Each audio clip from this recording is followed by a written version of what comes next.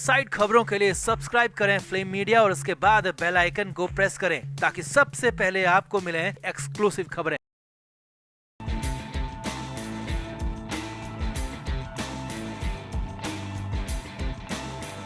महाराष्ट्र से बड़ी खबर है, बहुत बड़ी खबर है। हालात ये हैं कि उद्धव ठाकरे घुटनों पर आ गए, गिड़गिड़ाने को मजबूर हो गए। बेटे के खातिर, बेटे के प्यार की खातिर उद्धव ठाकरे मजबूर हो गए, नाक रगड़ रहे हैं, लेकिन फिर भी बीजेपी मान नहीं रही है। जी हाँ, ये बड़ी खबर, अंदर की खबर आपको बता रहे हैं। और उद्धव ठाकरे को जो असली औकात है बीजेपी अब बता रही है। और तीन तरफ से उद्धव ठाकरे की हेकड़ी निकाल दी है, हाथ जोड़ लिए, पैर पड़ लिए, फिर भी कुछ हो नहीं रहा है। अब पूरा मामला माजरा आप समझिए कि मामला हो क्या रहा है। असल में पिछले दिनों महाराष्ट्र की नागपुर में बीजेपी के महाराष्ट्र में सबसे बड़े नेता कहे जाने वाले और मुख्यमंत्री देवेंद्र फडणवीस ने उद्धव ठाकरे के साथ मुलाकात की। अब इस मुलाकात के मायने बहुत बड़े हैं। ये मुलाकात छोटी मोटी नहीं थी, बल्कि खबर अंदर खाने की ये है कि आरएसएस के कहने पर, या कहें कि आरएसएस के ही पूरे एजेंडे के तहत ये मुलाकात की गई, क्योंकि आरएसएस के उद्धव ठाकरे के पिता बाल ठाकरे के साथ बहुत अच्छे संबंध रहे हैं। और उन्हीं संबंधों का हवाला देकर उद्धव ठाकरे जब आरएसएस के पास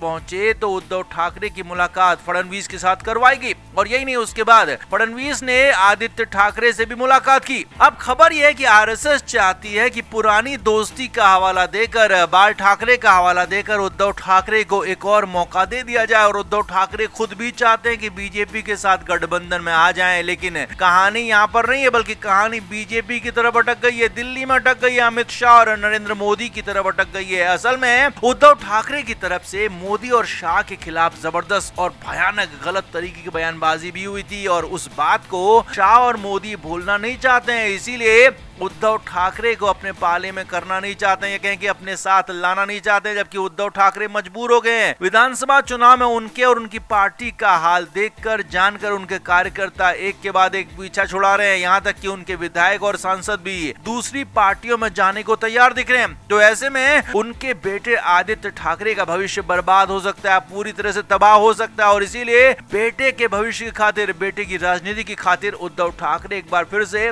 बीजेपी के साथ जाने की कोशिश कर रहे हैं। लेकिन बीजेपी है कि मान नहीं रही है। उद्धव ठाकरे को असली औकात बताई जा रही है कि आपने जो किया उसका भुगतिए। उद्धव ठाकरे घुटनों पर आ गए, गिड़गिड़ाने को मजबूर हो गए हैं। लेकिन यहाँ पर तीन तरफ से उनकी हवा, हेकड़ी निकाल दी गई है। पहला ये कि एकनाथ शिंदे उनके खिलाफ लगातार बयानबाजी कर रहे हैं और एकनाथ शिंदे उन्हें किसी भी कीमत पर एनडीए में नहीं आने देना चाहता। और पीछे से एकनाथ शिंदे को भी बीजेपी की तरफ से हवा दी जा रही है। दूसरा, बीजेपी का केंद्रीय नेतृत्व लगातार उद्धव ठाकरे की परीक्षा लेने की बात कह रहा है, यानी कि एक तरह से उद्धव ठाकरे को मजबूर किया जा रहा है गिड़गिड़ाने के लिए, लेकिन फिर भी उन्हें पार्टी में लिया नहीं जा रहा है। और तीसरा आरएसएस का मामला है, यानी कि तीसरी तरफ आरएसएस है। आरएसएस भी चाहती है कि उद्धव ठाकरे उनके साथ आ जाएं, लेकिन इसके लिए उद्धव ठाकरे को कुछ नए बयान देने होंगे, कुछ नए तरीके से कुछ नया करना होगा, ताकि ये समझा जाए, ये लॉयल्टी साबित हो सके कि उद्धव ठाकरे एनडीए के साथ हैं, बीजेपी के साथ हैं। तो इसीलिए उद्धव ठाकरे तीन तरफ से फंस गए हैं, बुरी तरह से फंस गए हैं, घुटनों पर आ गए हैं, गिड़गिड़ाने को मजबूर हो गए हैं और बेटे के खातिर ये सब कुछ कर रहे हैं। तो आप क्या मानते हैं? आप भी इस पर कमेंट बॉक्स में अपनी राय जरूर दें कि उद्धव ठाकरे क्या वाकई में बीजेपी के साथ जा भी पाएंगे, बीजेपी उन्हें अपना पाएगी, या फिर अभी ऐसे ही उनको भटकाया जाएगा, टहलाया जाएगा और वापस उनको भेज दिया जाएगा कांग्रेस की तरफ। आप क्या मानते हैं? कमेंट जरूर करें, वीडियो को शेयर भी करें।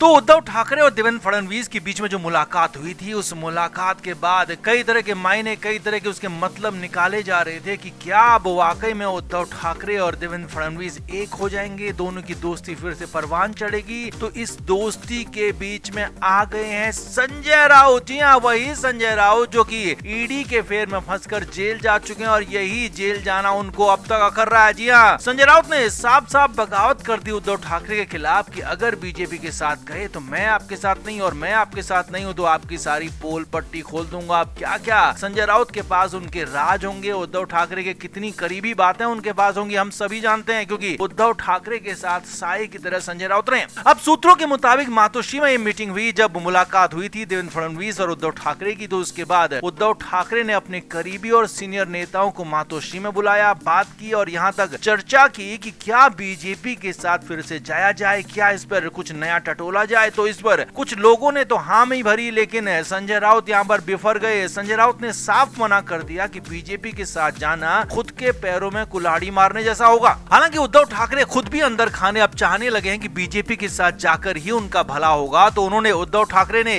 संजय राउत को चुप कराने की कोशिश की कि अब ऐसे नहीं चलेगा, कांग्रेस के साथ हमारी बात नहीं बनने वाली और अब हमें वापस से हिंदुत्व के मुद्दे पर जाना होगा और फिलहाल बीजेपी का ही हिंदुत्व चल रहा है, लिहाजा हमें भी उसी तरफ जाना होगा। तो अब यहाँ पर संजय राउत ने याद दिला दिया कि हमें, मुझे और हमारे कई सारे लोगों को जेल डाला गया, हम वो कैसे भूल सकते हैं। संजय राउत ने कहा कि मुझे तो बिना किसी मामले के, ईडी के मामले में फंसाकर जेल डाला गया, लंबे वक्त तक मुझे जेल में रखा गया और मैं उस बात को नहीं भूल सकता हूँ। आप भले भूल जाएं, लेकिन मैं अपनी जेल यात्रा को कभी नहीं भूलूंगा और ये मुझे बीजेपी ने दिया था ये पूरा जख्म, और इस जख्म को मैं हमेशा ताजा रखना चाहता हूँ। अब संजय राउत की बातों से वहाँ पर बैठे बाकी सारे लोग हैरान हो गए, संजय राउत की तरफ देखने लगे। उद्धव ठाकरे ने भी संजय राउत से कहा कि राजनीति में ये सब होता रहता है, यहाँ कोई दुश्मन और कोई दोस्त परमानेंट नहीं होता। लेकिन संजय राउत तो अड़ गए, भिड़ गए, बगावत पर उतर आए। जी हाँ, सूत्रों के मुताबिक संजय राउत ने साफ कह दिया कि अगर आपको बीजेपी के साथ जाना है तो आप जाइए, मैं नहीं आऊंगा, मैं अलग हो जाऊंगा, मैं आपसे अलग हो जाऊंगा, बीजेपी से अलग हो जाऊंगा। लेकिन हाँ, सूत्रों के मुताबिक संजय राउत ने वहीं पर कह दिया कि आप समझ सकते हैं, अंदाजा लगा सकते हैं कि अगर मैं अलग हुआ तो मैं क्या कर सकता हूँ। यानी कि एक तरह से धमकी ही थी कि मैं अकेले हो गया, अलग हो गया तो पूरी पोल खोल दूंगा, सारी पोल पट्टी खोल दूंगा, मीडिया के सामने, सबके सामने लाकर रख दूंगा। और जो अभी तक उद्धव ठाकरे एक चोला ओढ़कर बैठे रहते हैं, ऐसा माना जाता है, कई लोग कहते हैं, बीजेपी के नेता कहते हैं, तो वो चोला यहाँ पर निकल सकता है संजय राउत के शब्दों में। जी हाँ, हालांकि यहाँ पर संजय राउत ने साफ साफ कुछ नहीं कहा, लेकिन इशारों में बहुत कुछ कह दिया, इशारों में दिखा दिया, जता दिया कि उनको हल्के में लेने की कोशिश बिल्कुल भी ना करें। अगर उनकी बात नहीं मानी गई तो वो बगावत कर लेंगे, और बगावत की तो फिर अपना मुंह खोल देंगे और बहुत कुछ भी निकल सकता है। तो इसी वजह से, संजय राउत की वजह से उद्धव ठाकरे नई टेंशन में आ गए। उद्धव ठाकरे फंस गए, बुरी तरह से फंस गए, क्योंकि वो एक तरफ तो उनके कार्यकर्ता हैं, उनके कई सारे नेता हैं जो चाहते हैं कि बीजेपी के साथ जाया जाए, फिर से सरकार में जाया जाए, मलाई खाई जाए। लेकिन यहाँ पर संजय राउत अड़ गए हैं और साफ कह दिया कि उन्हें बीजेपी के साथ बिल्कुल भी पसंद नहीं है